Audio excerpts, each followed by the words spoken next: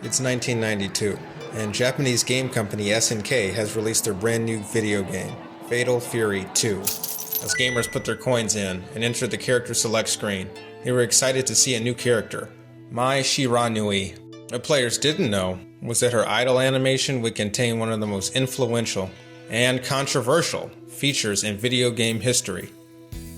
When Fatal Fury 2 was in development, the team came up with many ideas for new characters, including one named Ninja Master. After a request was put in by a studio head to include a female character, designer Takua Yamashita began redesigning her into Mai. He wanted to put extra emphasis on her bust and hips, so her appearance would emphasize her proportions. In the final game, some jiggle animations were applied to her breasts that are most pronounced in her jumping animations and victory pose. Mai's figure would receive a major upgrade in her next appearance, and would be a lot less understated. During the development of King of Fighters 94, CAC Yamasaki was chosen as the sprite artist to give Mai a redesign. Her new breasts were modeled after Japanese idol Fumi Hosokawa, with Ai Aijima serving as the inspiration for her hip shape. In a profile for King of Fighters magazine, the development head of SNK spoke about how Yamasaki made the changes. He asked if I could increase the number of sprites in her idle animation. I said sure, and was somewhat stunned by the sheer intensity of the shaking. And if we take a look, you can see why he was surprised. Her boobs are moving in almost every frame, with the only exception being her blocking stances. This shaking was immensely popular in Japan and Europe. The jiggle animations were censored in North America, but despite that, the 1995 Video Game Buyer's Guide would give Mai the title of Hottest Babe of the Year, and named the King of Fighters as the best fighting game. Even though her breasts move a lot in the game, this isn't true jiggle physics, as the animations are not rendered in real time, but rather pre-made animated sprites. Soft body dynamics were in their infancy for 3D games. However, 2D sprites were easier to animate. Gamers wouldn't see real jiggle physics until 1996. In 1995, Tecmo was in a bad situation. For the previous 2 years, the company failed to turn a profit, and if the circumstances continued, they would have to seriously consider bankruptcy. A young game designer named Tomonobu Itagaki, who worked on the very successful Tecmo Bowl, pitches a fighting game to save the company. So, dead or alive literally means dead or alive. The game was built from the Sega Model 2 hardware that was used for Virtua Fighter and Fighting Vipers. In order to make it stand out from those two games, Itagaki does two things: make the fighting faster and add breast bounce, a feature that caused every female fighter's breast to flop around the screen like fresh jello out of the fridge. His philosophy for doing so was simple. I think entertainment needs sexuality and violence. So if entertainment lacks sexual elements, then it's entertainment no more. Dead or Alive was released in 1996 to major success, with Tecmo profiting $9.2 million off of its back, and many people, including those who worked at Tecmo, attributed its sex factor as part of the game's success. Dead or Alive was not the first game with breast physics. Soul Edge and even Fighting Vipers both came first, but the effect in those games was hardly noticeable. Dead or Alive's real innovation was over-exaggerating the physics and marketing it. While casual audiences and arcade fans were very pleased, critics were a little critical. Many called it juvenile and repulsive, with IGN being the harshest, labeling it sexist and calling anyone who enjoyed this feature as being libido frustrated and obsessed. Keep in mind, this was a feature you could turn off in the settings menu. Itagaki would go on to start Team Ninja under Tecmo. During the development of DOA's sequel, fans requested a volleyball minigame. Instead of putting it in Dead or Alive 2 or 3, he and Team Ninja fleshed the idea out into a whole new game, Extreme Volleyball. Taking advantage of the Xbox architecture, Team Ninja developed the first fan service only game by a major studio. Some thought the fan service was too far, while others didn't think he went far enough. In 2005, a game modding site that provided nude hacks for Extreme Volleyball was sued by Tecmo. Itagaki would publicly shame these people for wasting their talent. If they're so talented at doing such things, why don't they use their skills for something more meaningful? So when you see a girl in DOA, I can understand why one would want to undress her. But if you do so, you really should be embarrassed. The graphics and art style were praised. Even IGN would later give it a 9.2, higher than their infamous and Arkham City ratings. Dead or Alive went from being the weird, niche laughingstock from Japan to influencing almost every game genre that came after. And some people were very unhappy with this. Resentment was brewing in certain gaming circles. The jiggle physics and women's portrayal in video games as a whole was becoming unacceptable, and some began labeling Itagaki as sexist. These critics might have felt proven right when Itagaki was publicly accused of misconduct in 2006 by a former employee. She alleged in her lawsuit that he kissed her without consent in 2002 during a taxi ride.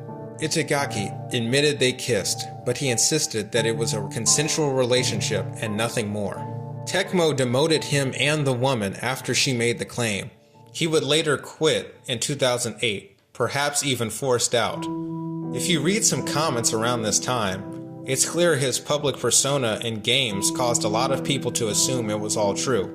So, was he really guilty? Tecmo stated that after an internal investigation, the accusation was completely false and they were only made in an attempt to vent frustrations over an affair. They also claimed that the only reason Itagaki and the woman were disciplined was for mingling personal affairs with corporate affairs. Now, of course, when this statement was released, Tecmo had an obvious financial and reputational interest in protecting Itagaki, and some parts of the statement are impossible to take seriously. Whether or not it was true wouldn't matter, as a judge dismissed the case in 2007, with Itagaki leaving shortly after. He would then sue Tecmo, claiming they withheld bonus pay and owed him over $1 million. The next month, over 300 former employees made similar lawsuits. Itagaki's departure would have an impact on the Dead or Alive series still felt to this day. As this was all going on, suggestive content in video games increased and hit their peak by the early 2010s. But this decade marked a cultural shift in gaming, and things finally started to hit a boiling point. Feminist criticisms of video games has always percolated, but mostly in academic circles and newspapers, but never had proliferated into the mainstream until the advent of personal blogs and social media sites like Reddit and YouTube. People like Anita Sarkeesian began criticizing game features like jiggle physics, alleging them to be sexist and degrading. Video games, which were mostly viewed as mindless entertainment by the masses and was rarely seen as an art medium, were now being blamed for male entitlement. Looking back with hindsight, some of these criticisms were valid, but some of these contain unacceptable inaccuracies. Take this review of Mortal Kombat 9 from the Boston Phoenix, for example. Mortal Kombat 9 is trashy, it's corny, it's gory, it's sexist, and racist. Her objection to Sonya's revealing costumes and bouncy breasts are fine, it's her opinion, but her claim that none of the men's clothing gets ripped is simply not true. As for the claim that Mortal Kombat 9 is racist because all the black characters die early on in the story mode, yeah, all of them die in Chapter 15. There are only 16 chapters in Mortal Kombat. When your factual case is that shaky, it kind of undermines the legitimate conversation about representation in video games. Metal Gear Solid 5 was hit pretty hard by the cultural shift even before the game was released. In a Twitter rant, David Ellis, a game developer, publicly criticized Hideo Kojima for the outfit of the game's new character, Quiet. He called Kojima a man baby and said that the industry should be better than this. It can't be understated. This was one of the first times a game developer publicly called out one of his peers, not for their games, but for personal reasons. These tweets were rightfully called hypocritical. David produced Halo 4, which features Cortana, an AI character whose entire design is a nude blue woman. David never responded to these comments. When The Phantom Pain was released, it actually received universal praise, although Quiet's breast physics and costume design were called juvenile and sparked more debates around sexism in the games industry. Video games were starting to become the ire of journalists everywhere. When Capcom released a preview for Street Fighter V, people noticed that Chun-Li looked a little more jiggly than usual. Normal people laughed it off, but the CBC didn't. They're jiggling all over the place in a way I think is meant to be provocative. Capcom denied this directly. According to them, it was a glitch. Now, as a publisher, you can't outright say Capcom is lying because there isn't any evidence. So if you want to accuse a company of being sexist, you have to do it by using someone else's quote in order to skirt around defamation laws. And that's basically what the CBC did in this article. The criticism, accurate or not, began reshaping what games looked like. NetherRealm Studios redesigned their female characters and removed jiggle physics from the next 4 Mortal Kombat games. MK11 art director Steve Burns told Polygon, "Our design is just getting more mature and respectful." Yeah, that's an odd statement to make, as many of the male characters in Mortal Kombat 9 and 11 showed a lot of skin as well. Team Ninja announced in 2016 that Dead or Alive Extreme 3 would not be getting released outside of Asia, citing the cultural differences between the East and the West. In 2018, game director and producer Yohei Shimbori was quoted as saying there was too much exaggeration with the breast physics, and they wanted more natural movement for Dead or Alive 6.